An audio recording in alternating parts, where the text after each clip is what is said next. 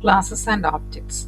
Java is a purely object-oriented programming, so everything in Java is considered as an object. Now see what is an object. An object is an instance of a class. So instance of a class means it's a real-world entity that has both state and behavior. State means the data values of the object, and behavior represents the functionality of an object.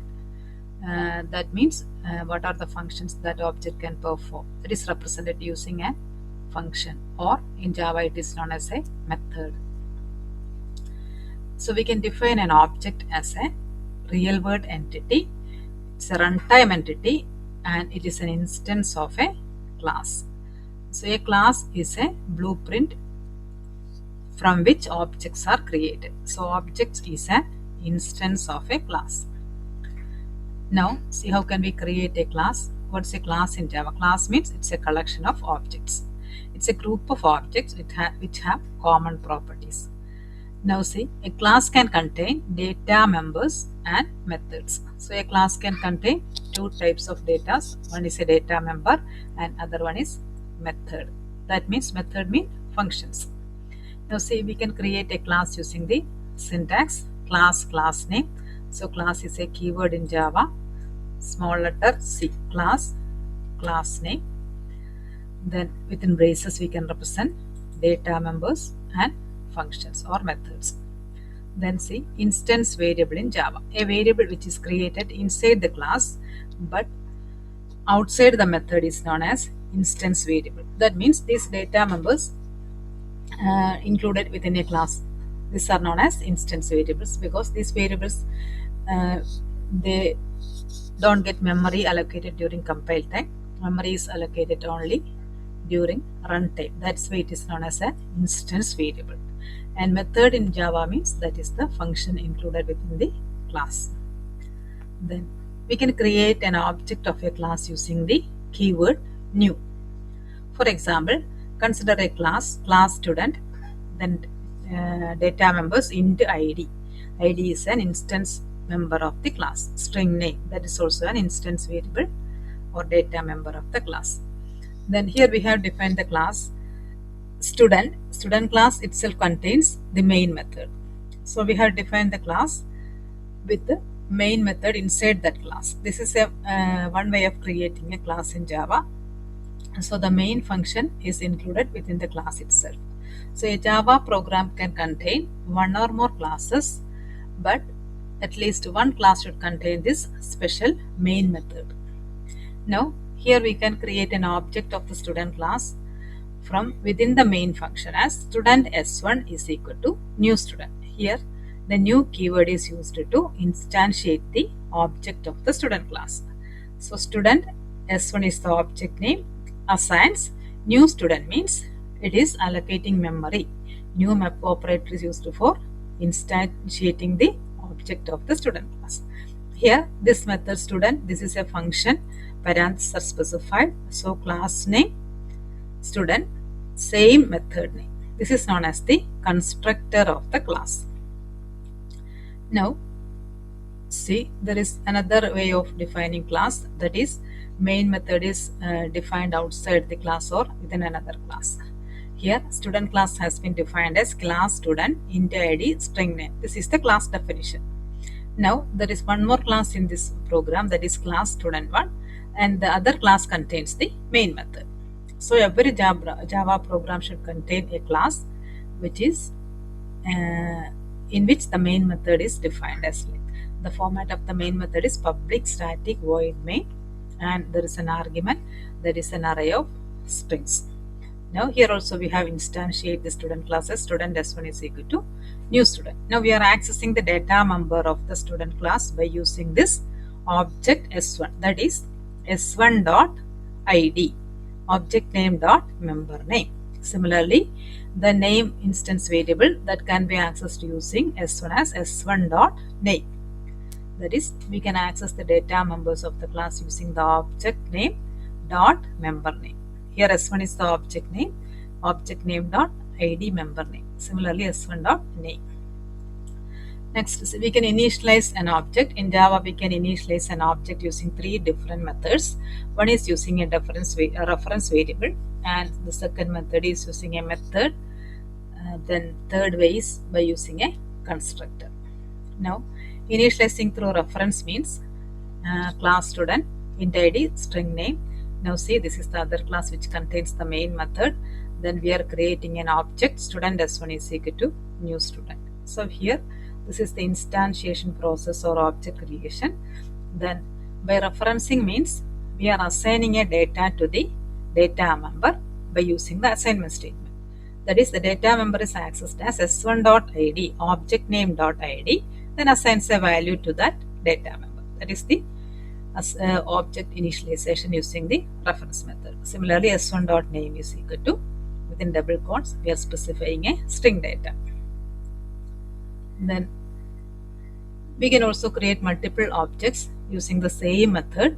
That means student s1 is equal to new student. Here s1 is an object. In the same way, we can create any number of objects. Student s2 is equal to new student. The s2 is another object of the same class. Here also we can assign different values to this data member of the object. Then initializing using method means in the class itself we can define a method in order to initialize data members. That is by assigning values to the data members by specifying some parameters. For example, see the class student int roll number. Similarly, one more data member, string name. Now we can define another method within the class in order to assign values to these data members. So here we have defined a data member or function void insert record with arguments int r and string n. So these two arguments are used for assigning values to these two data members, roll number and name. So within the method definition we are specifying whatever value is assigned to the int r, that has been assigned to the data member roll number. Similarly, the second argument n, that is used for assigning our data member name. So data member, our roll number and name are our data members of the class student in the roll number, string name.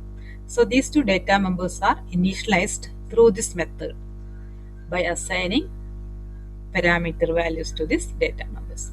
So this is another method of object initialization. And now this class also contains one more method, void display, that is to display the values of this data members of the class. Then the other main class which contains the main method. Then student s1 is equal to new student. One more object has been created, s2, student s2 is equal to new student. So we are invoking, in order to initialize the values of the first object s1, we have to invoke this insert record method. That is, first object s1 dot insert record. Within parentheses, we are specifying the values that are to be assigned into these data members. Similarly, we can initialize the values for second object as s2 dot insert record. That is by invoking the insert record method by passing some more data.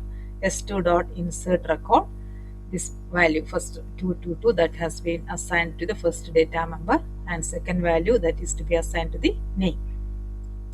Now we can invoke the display method using s1 dot display. So it will display the display method will display the name of that roll number and name. So s2 dot display, similarly s1 dot display. Now see another example, class rectangle, int length, int width, void insert, int L, int W. So here also the insert method that has been designed for initializing the data members of the object, length and width. Then one more method, void calculate area, that is to display the length into width. Now here the object has been created as rectangle R1 is equal to new rectangle. One more object R2, rectangle R2 is equal to new rectangle. Now we are inserting the values, or we are initializing the data members by invoking the insert method, R1 dot insert 11, 5. So this 11, 5 are the parameters. Here R2 dot insert 3, 15. These values are assigned to the these parameters, insert method parameters. Where is it? R and string n. Rn, n. These are the parameters. These parameters, values of the actual values will be assigned to R and n respectively.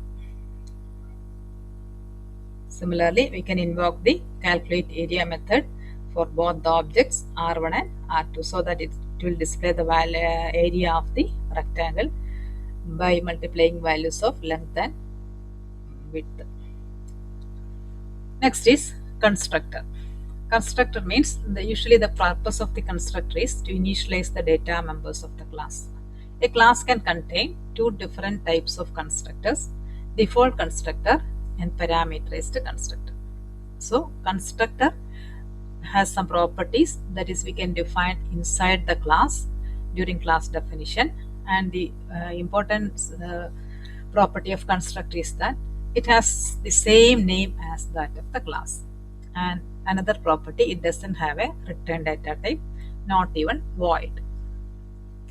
So we can define a constructor by specifying the class name itself, and it is written as a method.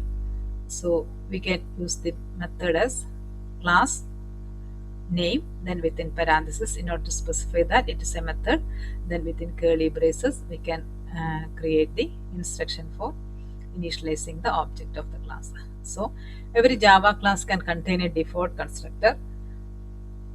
See, here we have example class bike. So we are defining the default constructor here, bike1. The name of the class is bike1. Here also we are defining the method bike1. Then system.out.println bike is created just to display this message during instantiation. So whenever we create an object of that class, this constructor will be automatically executed. So properties of constructor mean it has the same name as that of the class. There is no return data type. We are simply specifying bike here, not void a bike, just like that. Just class name, then parenthesis. And when we create the object of that class by using the new operator, this constructor will be automatically executed. So public static void main, creating a calling the default constructor means we are creating an object itself. Bike1 b is equal to new bike1. Actually, this is the default constructor. So bike1 b is equal to new bike1. So at this time of instantiation, this default constructor will be executed. Then there is another important point, that is if there is no constructor in a class, the compiler will automatically create a default constructor. Then the use of this default constructor is to initialize default values to all the data members of the class. Then parameterized constructor means we can create a constructor within the class by specifying parameter values so that through this parameter we can initialize the data members of the class. For example, class student for int id string name. Now we can create a constructor with the parameters,